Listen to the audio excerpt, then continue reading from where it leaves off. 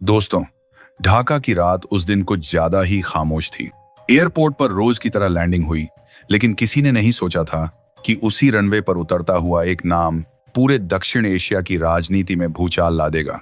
न कोई press conference, न कोई सरकारी बयान, बस एक साया जो काबुल से ढाका आया और इसके साथ ही इस्लामाबाद से लेकर रावलपिंडी तक नींद उड़ गई। बांग्लादेश पहले से ही उबाल पर था।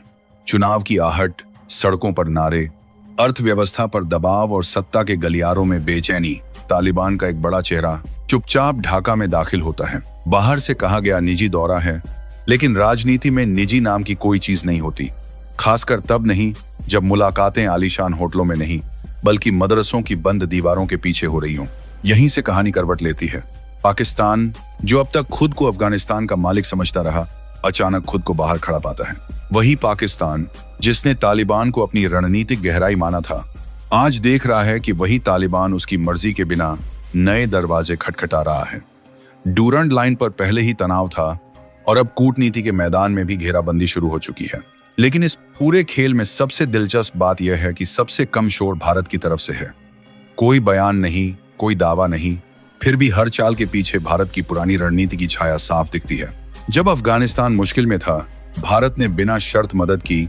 गेहूं, दवाइयां, अस्पताल, सब कुछ। उस वक्त शायद किसी ने नहीं सोचा होगा कि यही खामोश मदद एक दिन इतनी बड़ी कूटनीतिक पूंजी बन जाएगी। आज तालिबान के भीतर यह एहसास गहराता जा रहा है कि असली भरोसा किस पर किया जाए और किससे दूरी बनाई जाए। ढाका में हुई मुलाकातें सिर्फ बांग्लादेश तक सीमित नहीं हैं। इनके तार सीधे पाकिस्तान की सबसे कमजोर नस से जुड़े हैं। अगर बांग्लादेश में पाकिस्तान समर्थक प्रभाव ढीला पड़ता है, तो इसका मतलब है भारत की पूर्वी सीमाओं पर सुकून। और यही बात पाकिस्तान को सबसे ज्यादा डराती है। 1971 का जख्म अभी भरा नहीं है और अब एक बार फिर इतिहास करवट लेता दिख रहा है। कहानी यहीं खत्म नहीं होती। बांग्लादेश का समाज, जो अपनी धर्मनिरपेक्ष पहचान पर गर्व करता है, अब एक नए सवाल से जूझ रहा है। क्या यह सिर्फ व्यापार और कूटनीति तक सीमित रहेगा, या फिर इसके असर और गहरे होंगे? क्या यह एक नियंत्रित रिश्ता रहेगा, या फिर किसी अनजानी दिशा में बढ़ता हुआ तूफान? और इसी अनिश्चितता में असली सस्पेंस छिपा है। तालिबान अब बंदूक से ज्यादा बातचीत की ताकत समझ रहा है। पाकिस्तान अब सिर्फ अतीत के नारों में फंसा हुआ दिख रहा है। और भारत वही कर रहा है जो वह सबसे बेहतर करता है, बिना शोर मचाए धीरे धीरे पूरे बोर्ड की चाल बदल देना। अब सवाल सिर्फ इतना है, क्या यह चाल पाकिस्तान के लिए आखिरी चेतावनी है, या फिर दक्षिण एशिया में एक बिल्कुल नए दौर की शुरुआत?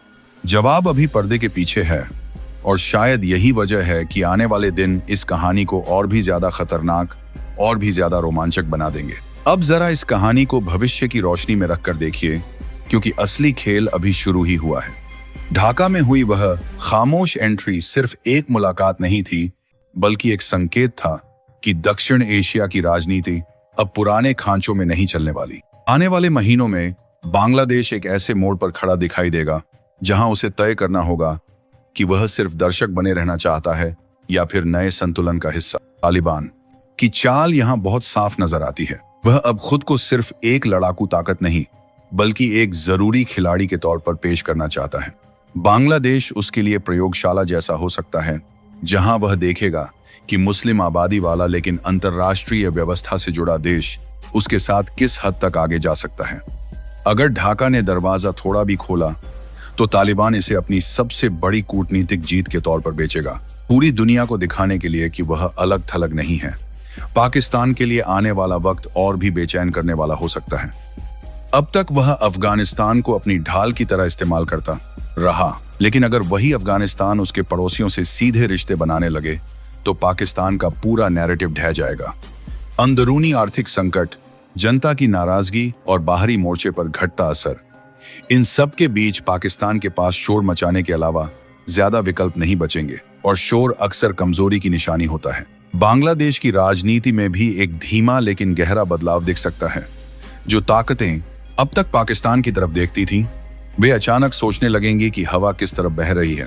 यहाँ से भारत के लिए सबसे बड़ा फायदा यह हो सकता है कि बिना किसी सीधे दखल के उसका रणनीतिक दायरा और सुरक्षित हो जाए। अगर बांग्लादेश के भीतर यह भावना मजबूत होती है कि पाकिस्तान अब भविष्य नहीं बल्कि बोझ है, तो भारत की पूर्वी सीमाओं पर दबाव अपने आप कम हो जाएगा।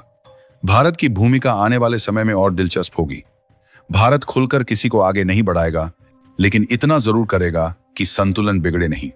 एक तरफ वह यह चाहेगा कि तालिबान पाकिस्तान से दूर रहे, दूसरी तरफ यह भी सुनिश्चित करना चाहेगा कि बांग्लादेश अपनी स्थिरता न खोए। यही वह जगह है जहां भारत की चुप कूटनीति सबसे असरदार साबित हो सकती है। न दोस्ती का ढोल, न दुश्मनी का शोर, सिर्फ नतीजे। सबसे बड़ा संकेत यह है कि दक्षिण एशिया अब एक केंद्र, एक नियंत्रण के दौर से निकल रहा है। अब हर देश अपने फायदे के हिसाब से रिश्ते बना रहा है। तालिबान यह समझ चुका है कि अगर उसे लंबे समय तक टिकना है तो उसे भारत के आसपास बने उस घेरे से टकराने के बजाय उसी में जगह बनानी होगी। और यही सोच भविष्य में पूरे इलाके की दिशा बदल सकती है। असली सवाल अब यह नहीं है कि ढाका में क्या हुआ, बल्कि यह है कि इसके बाद कौन सी चाल चली जाएगी। बांग्लादेश इस नए समीकरण को सिर्फ आर्थिक दायरे तक सीमित रख पाएगा या यह राजनीतिक रूप भी लेगा? क्या पाकिस्तान इस बदलती तस्वीर को स्वीकार करेगा या और ज्यादा अस्थिर होगा? और क्या भारत इस खामोश खेल में बिना बोले सबसे आगे निकल जाएगा? इन सवालों के जवाब अभी धुंध में हैं, लेकिन इतना तय है जो शतरंज की बिसात बिछ चुकी है, उस पर अगली चाल पूरे दक्षिण एशिया की किस्मत लिख सकती है। और शायद यही वजह है कि यह कहानी अभी खत्म नहीं हुई, यह तो बस असली मोड़ की तरफ बढ़ रही है। आने वाला समय दक्षिण एशिया के लिए बिल्कुल वैसा नहीं होगा जैसा अब तक रहा है। जो कुछ आज पर्दे के पीछे होता दिख रहा है, वही कल खुलकर सामने आएगा।